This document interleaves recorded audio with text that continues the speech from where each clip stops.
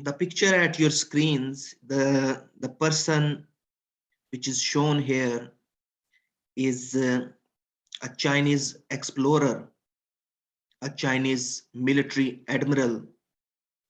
His name was Ying He from 15th century. This was the person who led 7 big sea voyages on the behalf of Chinese emperor.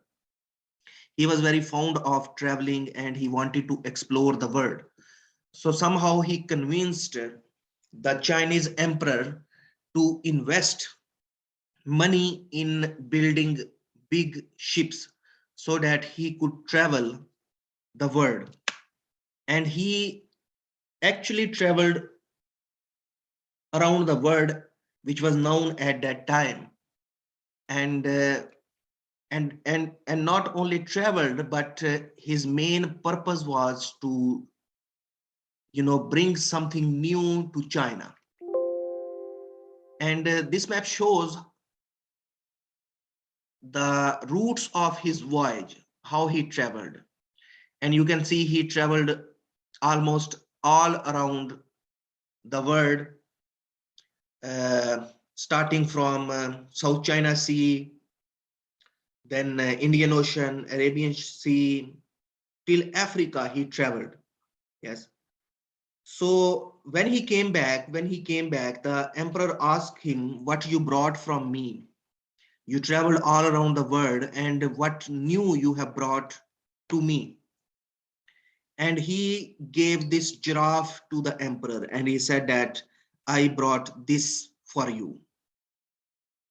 So apparently there was nothing new for him which he could bring back to China.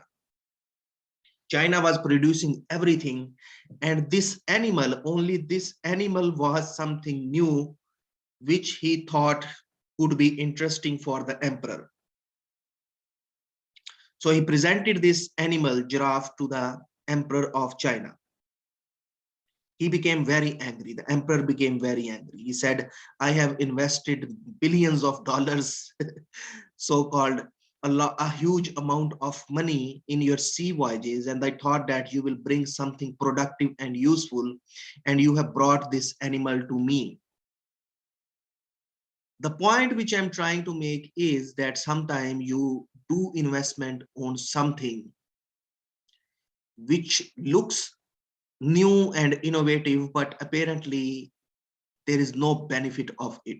So when emperor saw that his money has been ruined by this journal, he stopped doing all sort of trades with outside world. He said that China is self-sufficient and we don't need to do any trade with anyone. And China remained closed for hundreds of years. By the way, this Ying, he was a Muslim, and some people claim that he brought Islam to Southeast Asian countries or East Asian countries like Indonesia and Malaysia. So what is interesting in the story of Ying He, the interesting part is that sometime you invest a huge amount of money in return of something productive and new. You get something new, but not necessarily it should be productive. And this happened in the case of Ying He. And then China remained closed until Britishers arrived. And another interesting thing happened with Chinese when Britishers came.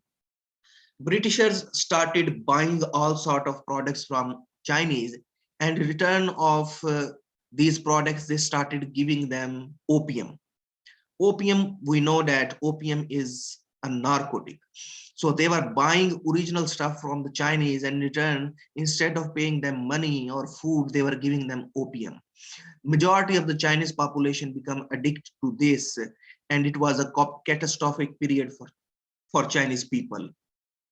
When the Chinese realized that they have been cheated by the Britishers, that they are taking original products from them, and instead of taking original products, they are giving them these narcotics, they actually stopped taking any sort of products from them, means the trade was hard. When the trade was stopped between Chinese and Britishers imposed wars on Chinese, which are called as opium wars.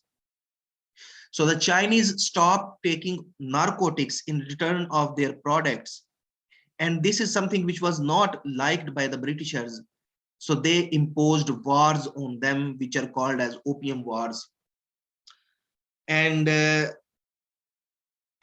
point which I'm trying to make is that two interesting incidents happened. First, when the Chinese invested money and in return they got nothing in case of Jinghe voyages. And secondly, someone from outside came to China and cheated them by giving them opiums instead of original money. So from international law perspective, from international private law, even private law perspective, both of these incidents are very important. Especially from international sales perspective, what we are buying or what we are selling. Apparently, it seems that we are buying something productive, but is it productive or not? Yesterday, when we were discussing about the games like PUBG, that the company is paying tax to the Chinese government, but not to the Uzbek government. The money is being extracted from the countries, and in return of this money, what we are getting, nothing but a game, which is temporary entertainment. If you look at this graph, I just wanted to give you an overview, and so that you can imagine that what was the volume of this trade. You can see that in 200 years, there is an exponential growth of this opium trade. So just imagine that you are giving them original products, and in return you are getting narcotics, which is nothing but just a sort of temporary entertainment. And just look at this video carefully, and then we will discuss this in more detail.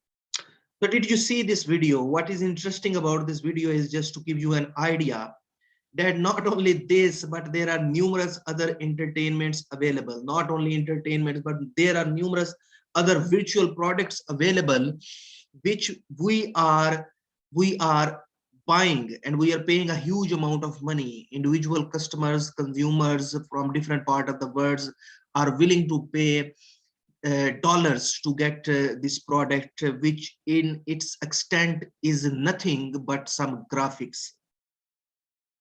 This is exactly the same what happened with the Chinese when they were buying these opium products or opium itself from the Britishers.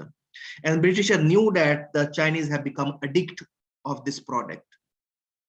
Similarly, just close your eyes and imagine all around us, we are now surrounded by these virtual products. Without them, we cannot survive, no matter it is Netflix or PUBG, no matter it is Candy Crush or any other game, which in its essence is nothing but some graphics, which provides you the temporary entertainment. But instead of getting something, we are theoretically speaking the frustration on the name of entertainment. And this is the issue which is now being raised by many social scholars, psychologists, and philosophers, that on the name of social media, on the name of this electronic entertainment, the new generation is becoming addicted to some sort of metaphysical products which are not healthy in their nature. And in terms of money, we are losing a huge part. So why it is important? Why it is important to control what individual consumers are doing on the behalf of your country from the international private law perspective? It is very important to control the trade because we need to balance our social contract. I am sure you are in third and fourth year now. You might have heard about the social contract in your uh, constitutional law classes or theory of state classes. There is a concept of social contract. Social contract, the main philosophers of social contract are Thomas Hobbes, John Locke, John Jack Rousseau's. Yes, you might have heard about them. So what is the social contract? Social contract is, it describes the origin of state, how the state began. So in the beginning, when there was no state, we were in the state of nature. We were living in the natural state of nature. Then what happened? Then it happened that people decided to make a state. So they selected some people among themselves and decided to give them some rights. So they asked them that, okay, we give up some of our rights and we make you our leaders. You will rule on our us, and in return of this, you will ensure peace and security in the state.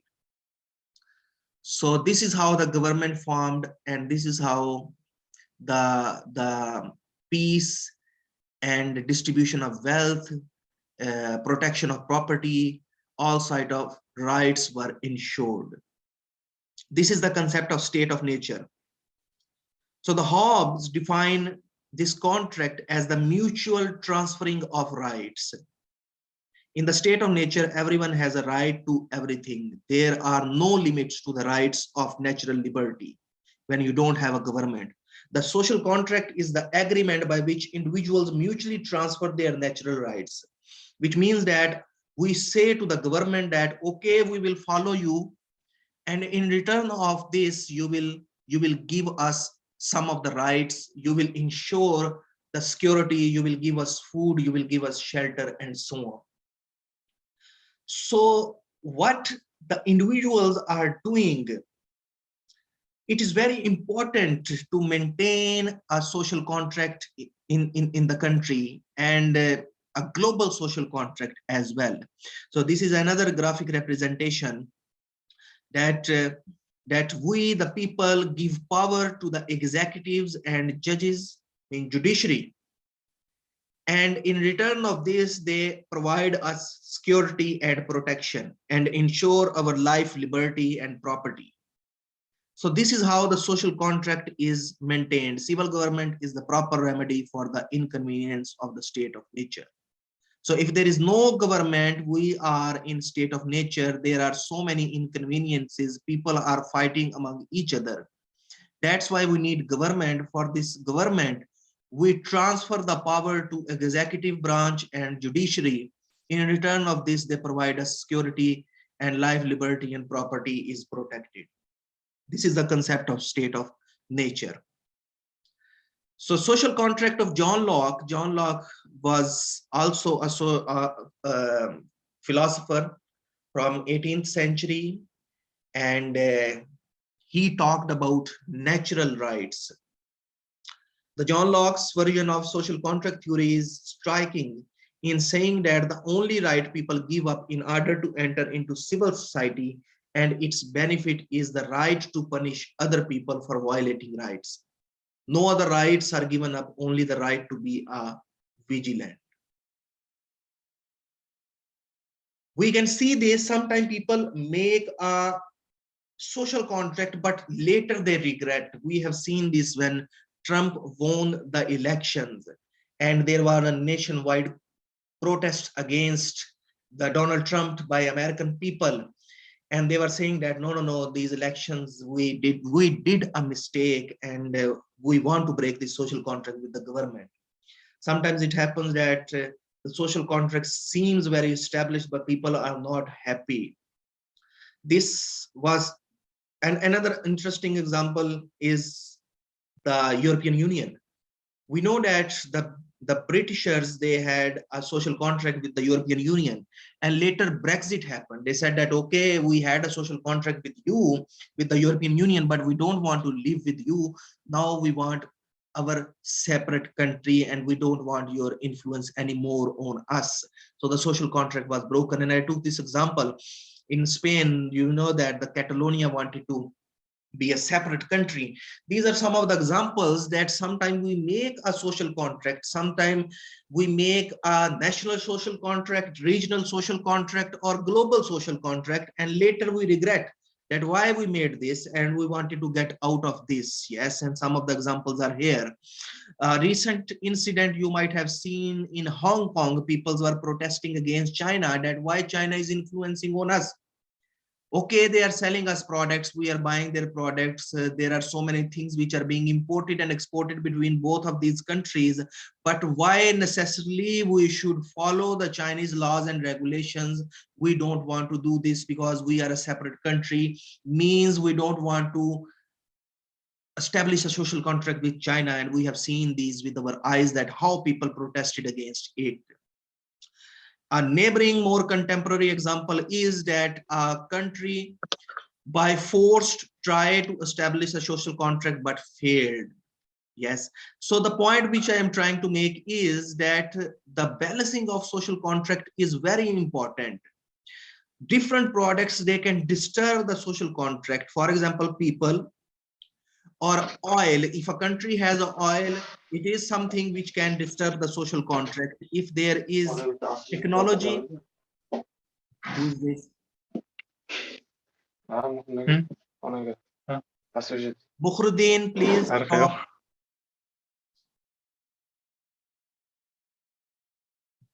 Okay, so there are not only people that, but different products, they can also be there, which can disturb the social contract from international law perspective. For example, oils and commodities. We know that the rich, oil rich countries, they have a huge influence on the poor countries who actually rely on the oil coming from these rich countries.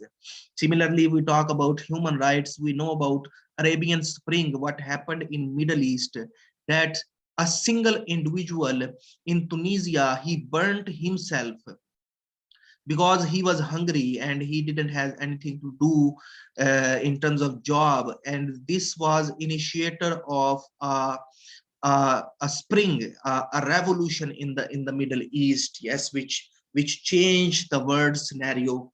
Today, the Middle East is totally different from it was in last decade.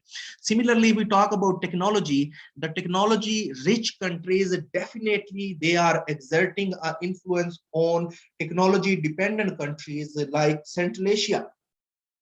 We are importing technology from European Union, from America, from Russia, from China, and these technological products, they are not different than oil or the opium. Once you become addict of it is very difficult to get rid of it because you are dependent on this. Just imagine this public administration system is digitalized, e-government is there. Now so many websites are being made by the government, and who knows which country has technological backing on these websites. Means in future you can imagine that a digital Zoom, if we have a digital Zoom, like Kazakhstan is working on the concept of digital tenges. Just imagine there is a money which is called as digital Zoom. For this purpose, Uzbek government take try to utilize international experience, and some government actually help them, but we don't know the original underlying I don't know, underlying benefits maybe of this government. Yes, so these are very sensitive topic, that some things which apparently seem very simple, they are not very simple, and they have a huge impact on rebalancing or debalancing the social contract. This is This is something which I wanted to explain theoretically speaking.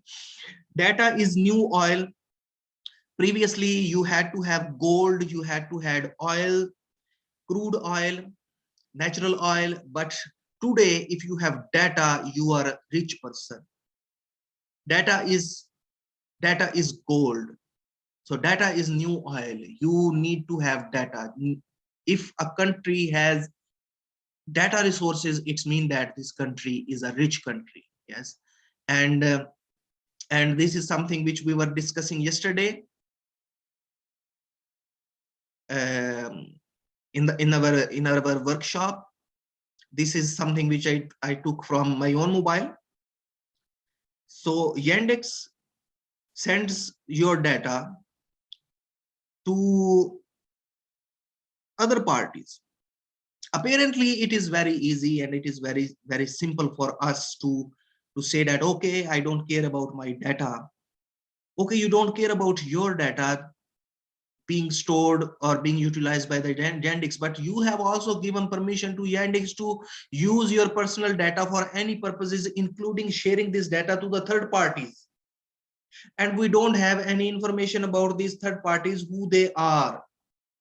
So this is quite threatening. Not only the Yandex, I just took it as an example. There is no personal issue between me and Yandex, just for the sake of teaching that sometime we sign a contract with a party, no matter national or international, without realizing the futuristic consequences of our this contract. A good example is here in front of you, that you allow a party to utilize your data, and this party has taken your consent to share your data with the third party, which is very threatening for me.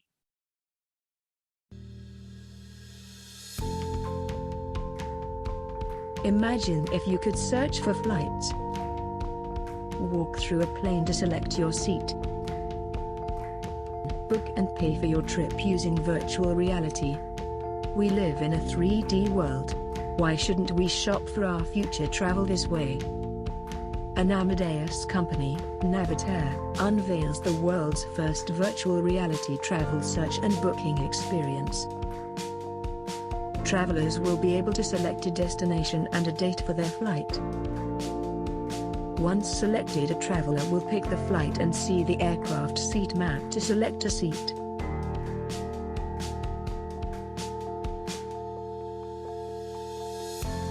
You will also add other services to your booking.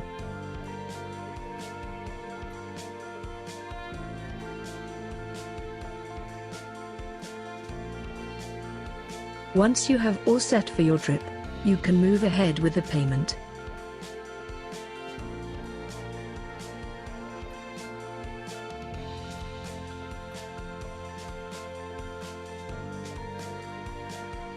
This could change the way travelers will purchase trips, helping airlines and other travel companies become the next generation retailers. In the era of the empowered traveler, Navitaire and Amadeus are helping airlines to shape a personalized customer experience at every stage of the journey.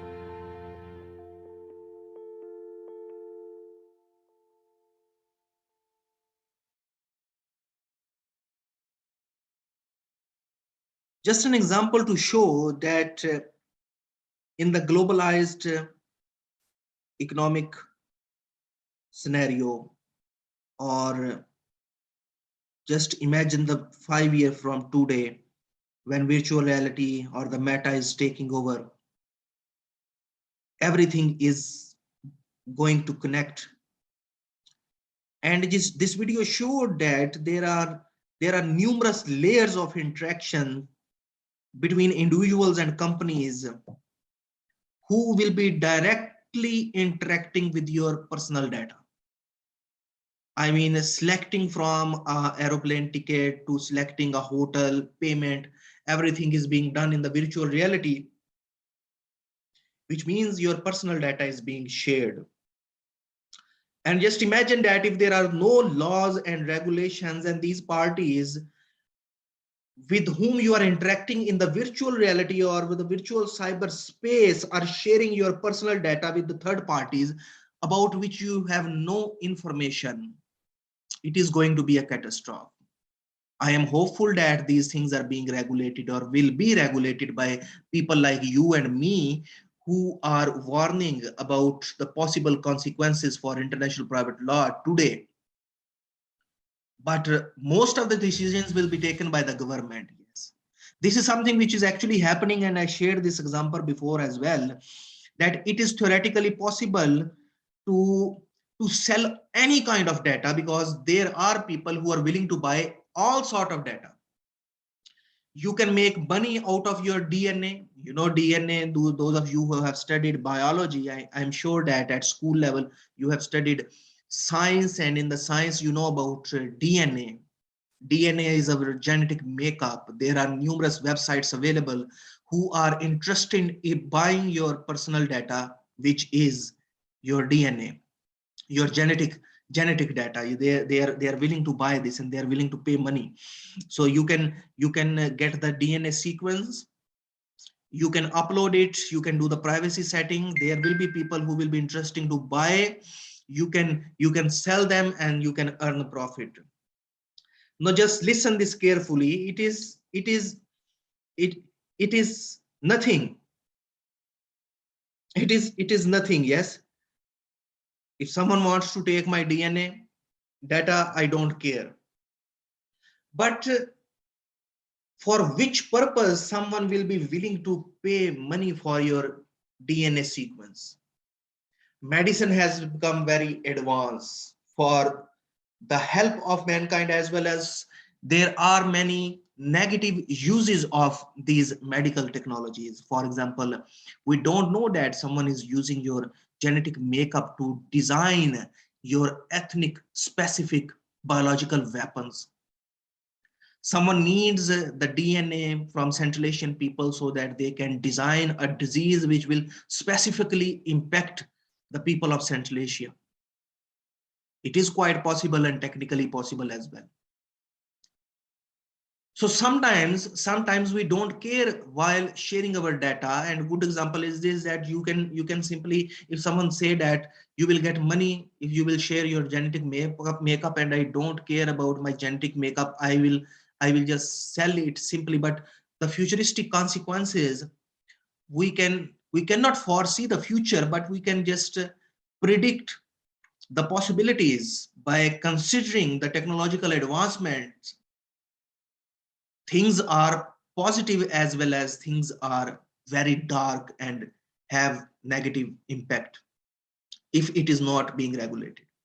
So the individuals in Central Asia or any part of the world, if they are interacting with a cross border company who is collecting these sort of data, I think that it is a serious question from international law, international private law perspective.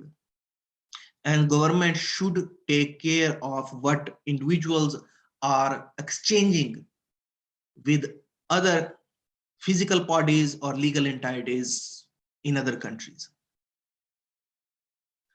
So this graph shows the exponential growth of world population and the history of technology.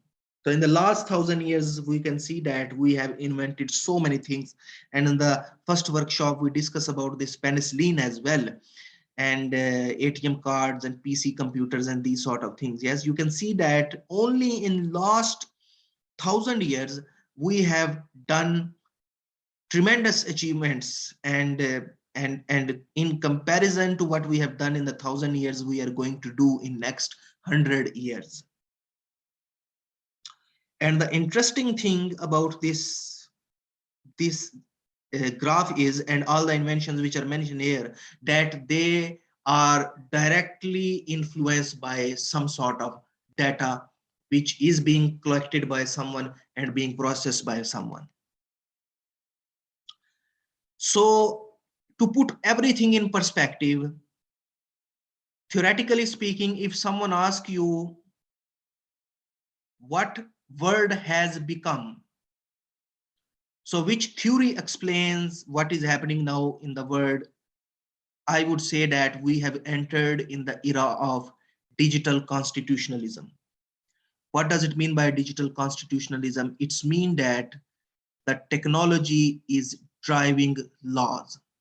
When there is technology, we make new laws. Technology is driving laws.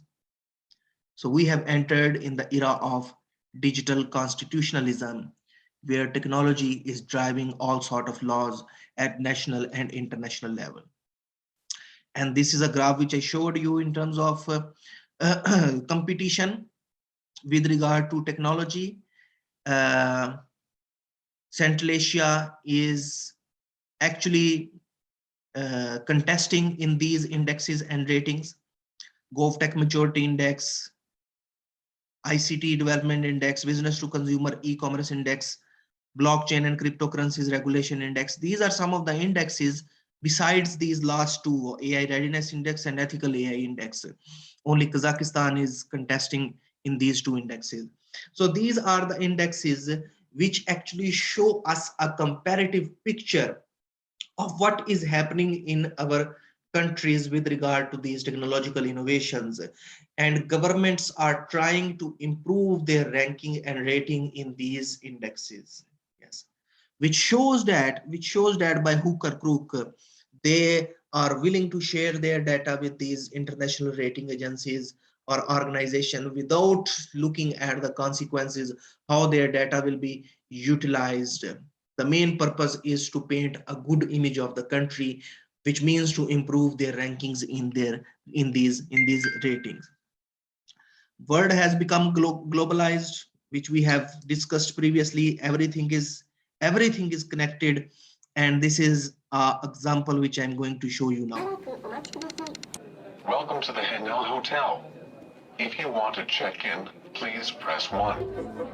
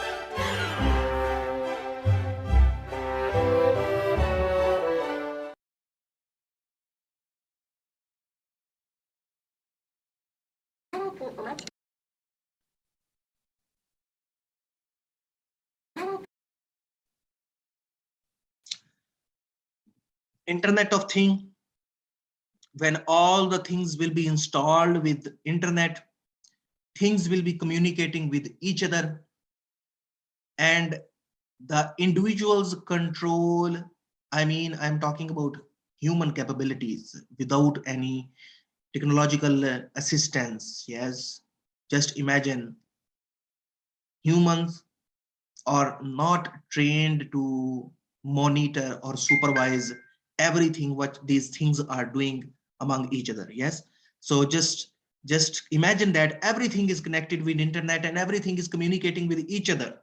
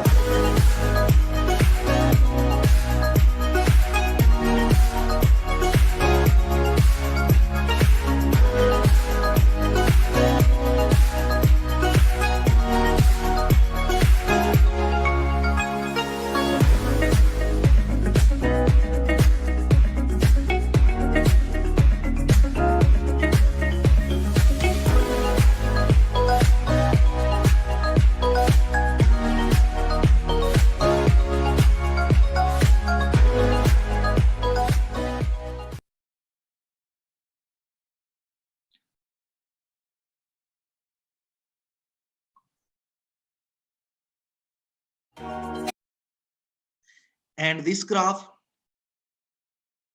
when we have already achieved artificial narrow intelligence, which means we have specific technologies to deal with the specific tasks.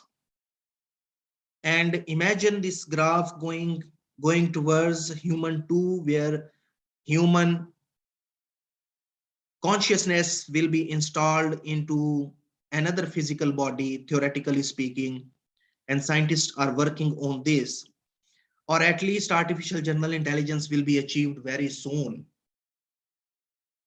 How many of you are actually concerned about data at present? Without projecting it into future, we cannot be serious about protecting our principal position, which is that we need to somehow make sure that our individual consumers or citizens are not sharing our personal data with anyone, especially cross border. So this is something which I wanted to share for today. And this is something which we discussed yesterday, that these companies who are providing us business, they are not only providing us services, but they are also building their databases, data sets for providing us their future products in future. For example, we by our choice willing to fill some of the surveys, some of the forms. We also share our telephone numbers with the international organizations or companies or businesses, so that they inform us about their future products. Yes, to some extent we think that it is useful for targeted products will be arriving to our doorsteps. But on the other side, I am not sure that they are collecting this data only for the sake of providing you customized services. There can be numerous hidden agendas, including sharing your personal data with third parties.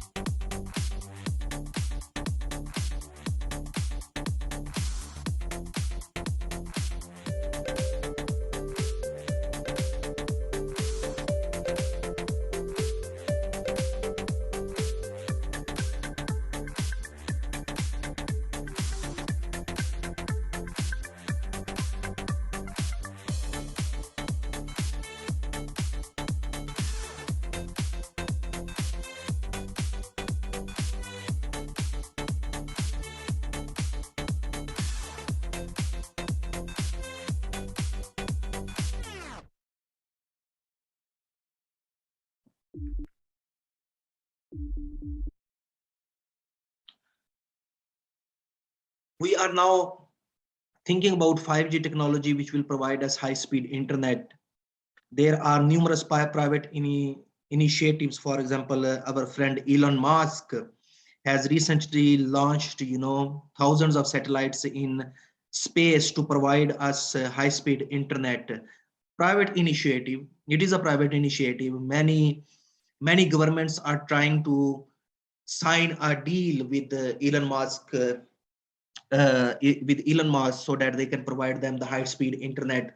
But no one is giving a guarantee that this high speed internet is only internet, or the hidden agenda behind providing these services is something different, which can be doing spying for a third party. Theoretically speaking, it is quite possible. Yes.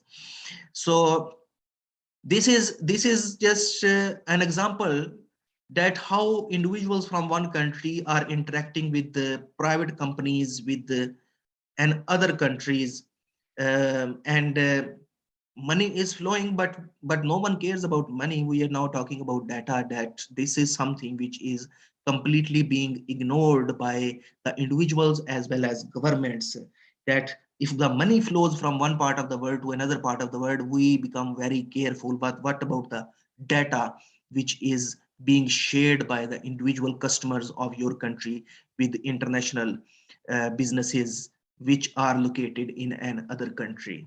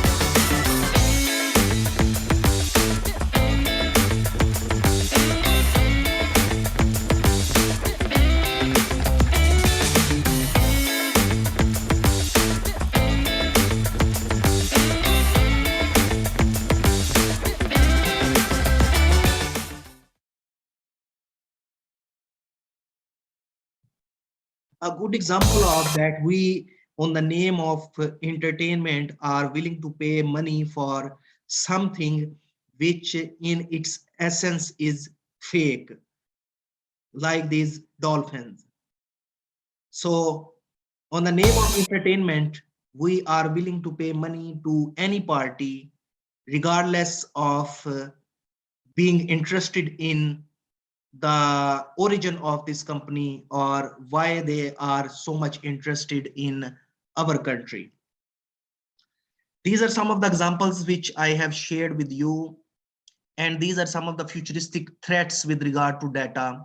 I shared some videos in the group where the scientists are actually working on the biobots. So what are these biobots? Biobots are the robots. Half of them, they are metallic, and half of the components of these boats are biological. So what is happening? Happening is that scientists has already achieved the robots with biological components which are able to reproduce, means they can multiply by themselves. And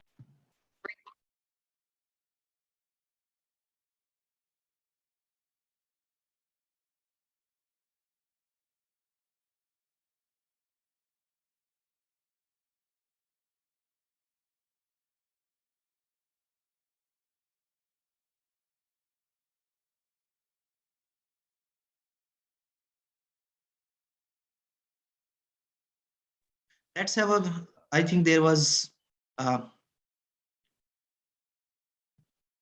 technological issue.